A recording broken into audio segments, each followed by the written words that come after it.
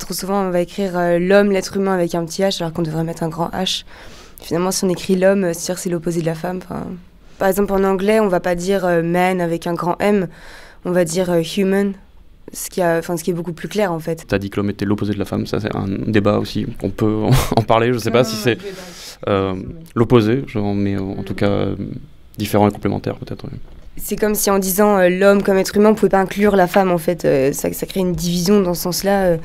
Ce qui est finalement absurde parce que quand tu dis human en anglais, tu sais qu'il y a les deux automatiquement, que quand tu dis l'homme, les droits de l'homme avec un grand H, pourquoi c'est pas... Enfin, tu vois, dans le terme du mot en soi... Je dirais que c'est très en lien avec le pouvoir qui, dans les pays dits développés, est très souvent lié au fait d'être un homme, d'être blanc.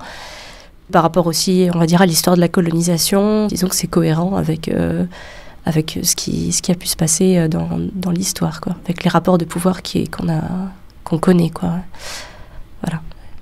Il s'agit d'une reproduction un peu réinterprétée du plafond de la chapelle Sixtine, mais dans mon souvenir, c'est la place ici de la femme noire qui est occupée par Dieu dans l'original, il me semble. On est tellement nourris par des images de Dieu comme étant blanc, un homme, que quand on nous présente une femme noire, on pense absolument pas à l'appeler Dieu en fait finalement. Par exemple dans la culture populaire, dans les films, etc., dans l'image hollywoodienne qu'on peut avoir de Dieu, il a été joué par des hommes noirs, Morgan Freeman par exemple, mais une femme, ça s'est peut-être produit, mais en tout cas j'ai pas d'exemple. Je pense que ça c'est aussi une vision qui est très chrétienne, de voir Dieu comme un homme blanc, parce que je pense chez les musulmans, donc il y a un problème de représentation qui fait que Dieu, Mahomet, tout ce qui est priori sacré n'est pas représenté.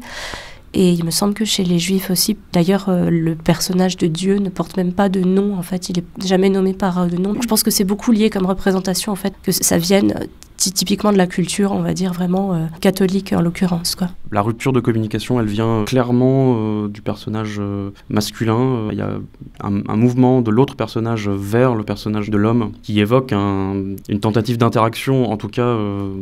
avec l'homme, et c'est clairement lui qui rompt une communication qui existait peut-être avant, mais qui n'existe plus. Oui, il se détourne et en même temps, il est assez nonchalant, oui, c'est vrai. Oui, ça, il a le regard vers l'extérieur du tableau, pas du tout orienté vers le reste, vers ce qui se passe autour de lui finalement. Il est très nonchalant, comme tu disais. Comme s'il était très suffisant, comme s'il avait besoin de personne d'autre en fait pour exister, et qu'il est très bien dans son côté du tableau. Avec en effet les deux index qui se touchent pas du tout, l'homme la regarde absolument pas, alors que dans... la représentation de la chapelle Sixtine, ils regardent Dieu et leurs index sont prêts à se toucher, mais là, refus total de communication. Dieu ne peut pas être une femme noire, apparemment, on ne le représente jamais, en tout cas, en tant que tel, ou alors sur un côté humoristique ou qui dénonce, mais c'est pas intégré, quoi.